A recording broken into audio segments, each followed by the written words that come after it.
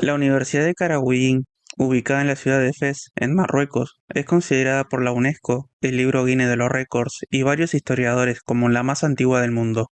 Según su entrada en Wikipedia, fue fundada en el año 859 como madrasa por una mujer musulmana llamada Fátima al-Fihri, con la fortuna que heredó de su padre. Las madrasas eran centros de estudio dedicados principalmente a la jurisprudencia islámica, al Corán y al Hadís, que son los dichos y las acciones del profeta Mahoma, aunque también se enseñaban otras materias. Sin embargo, hay serias dudas sobre esta versión de los hechos. Para empezar, las fuentes más antiguas que mencionan la historia de Fátima fueron escritas siglos después, y ninguna de ellas hace referencia a una madrasa. La fuente más antigua que habla de Fátima es el trabajo del erudito Ibn Abi Zar, de su texto Raud al-Kirtas, quien vivió entre los siglos XIII y XIV, más de 400 años después de la época de Fátima. En su relato, menciona que Fátima fundó una mezquita, pero en ningún momento habla de una escuela o una madrasa. Realmente, las primeras evidencias de un centro de estudio superior en Karawiyin no aparecerían hasta varios siglos después, en el siglo XII. Historiadores como Roger Letourneau y Jonathan Bloom han sugerido que la figura de Fátima podría ser una leyenda y no una persona histórica, debido a lo tardía y poco fiable de las fuentes. Si ampliamos el concepto de universidad para incluir cualquier institución o escuela dedicada al estudio superior, podemos encontrar ejemplos de este tipo de centros mucho más antiguos que las madrasas islámicas, y en diversas culturas como la antigua Grecia, Roma, China, India y otras regiones. Por ejemplo, en el Imperio Bizantino existían escuelas de este estilo en Antioquia, en Beirut, en Gaza, en Constantinopla y en Atenas. El emperador Teodosio II fundó la escuela de Constantinopla en el año 425, estableciendo 31 cátedras en disciplinas como retórica, gramática y leyes, impartidas en griego y en latín. En la Edad Media, en el occidente latino, se crearon escuelas dentro de monasterios y catedrales, donde se consolidó el programa de estudios clásicos de las siete artes liberales, que consistía del trivium, compuesto por la gramática, la retórica y la lógica, y el quadrivium, que consistía en astronomía, música, aritmética y geometría.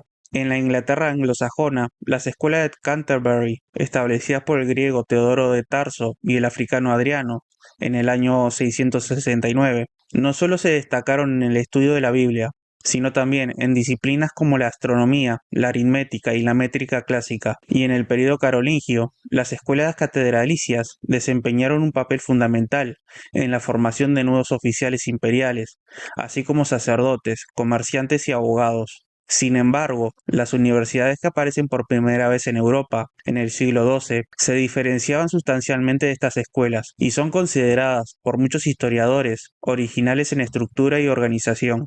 Las universidades medievales nacen de sociedades formadas por maestros y estudiantes, que se llamaban gremios. Esto les permitió establecer su propio plan de estudios, regular la actividad profesional de sus maestros, organizar exámenes de ingreso y elegir representantes, todo para protegerse de las injerencias de autoridades civiles y religiosas. Por otro lado, las madrasas, como Karawiyin, eran instituciones religiosas públicas financiadas por donaciones, cuyo funcionamiento dependía del patrón, quien tenía autoridad para establecer sus condiciones y elegir o despedir a sus maestros. El historiador especializado en islamismo, George Makdisi, concluyó que la universidad fue un producto del occidente cristiano del siglo XII, no solamente en su organización, sino también en los privilegios y protección que ésta recibía del Papa o del Rey. Las primeras universidades surgen en un contexto de gran crecimiento comercial, urbanístico y cultural, conocido como el Renacimiento medieval del siglo XII. La importancia que tuvo esta etapa de florecimiento cultural y científico fue, de acuerdo a varios historiadores, mucho mayor que el famoso Renacimiento humanista del siglo XV.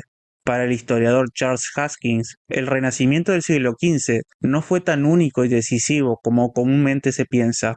El Renacimiento del siglo XII se caracterizó principalmente por los nuevos tratados científicos que se introdujeron a Occidente a través de las traducciones al latín de obras griegas y árabes. La Escuela de Traductores de Toledo fue famosa en traducir al latín los textos escritos en árabe, y otros traductores, principalmente del siglo XIII, como Guillermo de Morbid, tradujeron directamente del griego muchas otras obras, como la de Aristóteles y Arquímedes. El Renacimiento del siglo XII surge a su vez gracias a la estabilidad social y política que fue creciendo a lo largo de los siglos, después que en la Alta Edad Media los europeos adoptaran técnicas de cultivo mucho más eficientes que la del periodo romano, que incluían la carruca, la collera, la herradura y el balancín de tiro, que permitieron sustituir al buey por el caballo para la labranza, aumentando considerablemente la eficiencia y la productividad en la agricultura. Para el año 1000, la densidad demográfica en Occidente ya superaba la del Imperio Romano en su mayor apogeo. Este crecimiento impulsó la expansión de las ciudades y los mercados, y permitió el surgimiento de una nueva clase media, compuesta principalmente por comerciantes y artesanos. También aparecieron las primeras comunas autónomas y semiautónomas, y el concepto de ciudadanía con todos los derechos legales que ello implicaba dentro de estas nuevas comunidades. Estas comunidades también encontraron respaldo legal gracias al estudio y desarrollo de las ciencias jurídicas y el derecho romano en las escuelas de retórica y gramática en Italia. Los comerciantes y artesanos aprovecharon los avances en derechos logrados en estas escuelas y comenzaron a organizarse en gremios, como forma de obtener protección legal y autonomía, para elegir a sus propios magistrados y regular la actividad de sus respectivos miembros. Estas nuevas corporaciones comenzaron a ser conocidas legalmente como universitas, que significaba totalidad. Mientras tanto, con la llegada de nuevas obras filosóficas y científicas, las escuelas catedralicias y monásticas comenzaron a atraer cada vez más a estudiantes. Al mismo tiempo, maestros como Pedro Abelardo comenzaron a ofrecer clases particulares a los hijos de las nuevas élites urbanas emergentes, pero los estudiantes y maestros extranjeros que viajaban a un centro de estudio reconocido, como París o Bolonia, no podían acceder a los beneficios legales normalmente otorgados a los ciudadanos de las comunidades. Además, existía una fuerte demanda por expandir y cambiar el plan de estudios incorporando los nuevos textos traducidos en Toledo y otros lados. Por esta razón, los maestros y estudiantes comenzaron a organizarse en gremios o universitates, fundamentalmente para obtener privilegios de alquiler, extensiones financieras, garantías judiciales, más o menos fuera de la jurisdicción de los tribunales locales o la iglesia, siendo los estudiantes y maestros los responsables de la jurisdicción interna de la universidad. Para entonces, estas universidades aún no contaban con establecimientos permanentes y en varios lugares, como en París, los maestros podían enseñar a sus estudiantes en sus propias casas o incluso en burdeles. Al ser muchos los extranjeros que acudían a un importante centro de estudios, como serían París o Bolonia, estos solían agruparse en naciones, es decir, de acuerdo a su lugar de origen. En Bolonia, en el siglo XIII, por ejemplo, estas naciones se organizaron en dos grupos: la Universidad de Citramontanos, conformada por italianos, y la Universidad de Ultramontanos, compuesta por extranjeros. Mientras en Italia los estudiantes fueron los que tomaron la iniciativa de formar gremios, conocidos como Universitas Scholarum, en París fueron los maestros quienes se organizaron para formar universidades de maestros o Universitas Magistrorum. Las universidades conformadas tanto por maestros y estudiantes se les conocía como Universitas Magistrorum et Scholarum. El proceso de transformación de las escuelas en universidades fue gradual, y con el tiempo las nuevas universidades lograron obtener el respaldo de autoridades imperiales y papales, quienes emitieron decretos para otorgarles protección y privilegios legales, tal como el documento Autentica Habita, promulgado por el emperador Federico Barbarroja en la Dieta de Roncaglia del año 1158, que les daba a los estudiantes de Bolonia derechos legales, o el decreto conferido por el legado papal a las asociaciones de París en 1215, que les otorgaba la protección directa de Roma.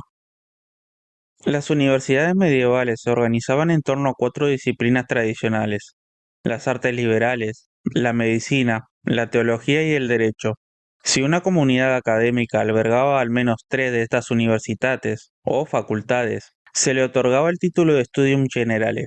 En el caso de las escuelas tradicionales de Bolonia, París y Oxford, se le consideraba Studia Generalia por antigüedad y tradición. La designación de Studium Generale le otorgaba a los miembros de una facultad el derecho legal de ser admitidos para enseñar en otras universidades, sin necesidad de someterse a un examen de admisión. Este derecho, conocido como Ius Ubique Docendi, el derecho a enseñar en cualquier lugar, tiene sus raíces en la reforma gregoriana contra la simonía. En el Tercer Concilio de Letrán, en 1179, con el objetivo de frenar la práctica de los maestros de las escuelas catedralicias de otorgar licencias para enseñar a cambio de una compensación monetaria, el Papa Alejandro III concedió el derecho a cualquier persona que, tras una evaluación realizada por un grupo de maestros, pudiera ejercer como docente en cualquier escuela. Esta reforma también promovió la movilidad de estudiantes de bajos recursos, quienes podían estudiar según su mérito, mientras que los salarios de los maestros de París fueron establecidos de manera más justa. Aunque el derecho se extendió a las primeras universidades a principios del siglo XIII, no fue sino hasta el papado de Nicolás IV que se otorgó el reconocimiento oficial a las universidades más antiguas: Montpellier en 1289, a Bolonia en 1291 y a París en 1292. Oxford, en cambio, nunca recibió tal oficialización. Este derecho colocaba a las universidades bajo la protección directa de la Iglesia romana frente a cualquier otra autoridad civil y eclesiástica. Así, las universidades se convirtieron en entidades internacionales del cristianismo, conectadas a través de la movilización de maestros y estudiantes, mientras conservaban su autonomía interna, eligiendo sus propios rectores y representantes.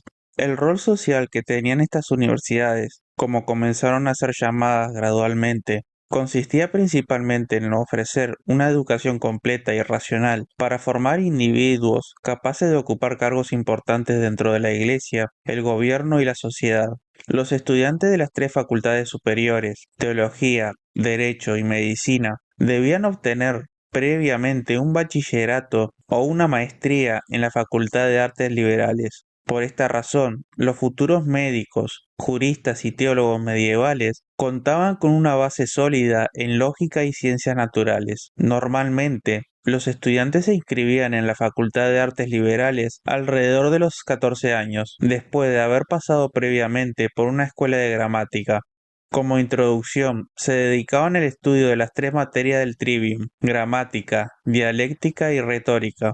En lógica, los estudiantes se exponían a los trabajos del autor medieval del siglo XIII, Petrus Hispanus, antes de pasar a los textos más avanzados de lógica de Aristóteles, como los segundos analíticos, donde aprenderían la metodología inductiva necesaria para el razonamiento científico.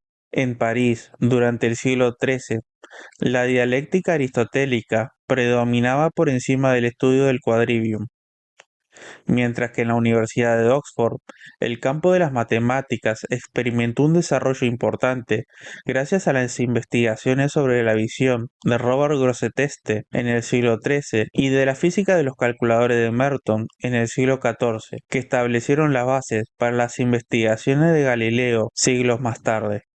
Con respecto al quadrivium, las disciplinas relacionadas a las matemáticas en el campo de la música, que estudiaba el aspecto matemático de las proporciones de los intervalos musicales, seguía siendo dominado por los textos de Boecio y San Agustín. Sin embargo, con la introducción de los nuevos tratados traducidos del árabe y griego, las disciplinas de la aritmética, la astronomía y la geometría experimentaron una importante renovación. En aritmética, los tratados de Boecio fueron reemplazados por los textos de Euclides y por la aritmética del matemático medieval Jordanus Nemorarius. En geometría, los elementos de Euclides, prácticamente desconocidos en la Alta Edad Media, se convirtieron en los textos predominantes. En astronomía, el Almagesto de Ptolomeo era la base del conocimiento técnico sobre la materia, pero debido a su complejidad, se escribieron textos introductorios sobre su astronomía geométrica, que fueron ampliamente consultados en las facultades medievales. El Tratado de Esfera de Johannes de Sacrobosco, astrónomo del siglo XIII, fue muy popular, al igual que Theoria Planetarium, escrito por un maestro anónimo, quien se mostró insatisfecho con la introducción de Sacrobosco en la materia. Después de 4 años de estudios, los estudiantes podían presentarse al examen para obtener el título de bachiller, lo que les permitía dar clases bajo supervisión de un maestro mientras seguían preparándose para la maestría, que podía tomar entre 2 y 3 años adicionales.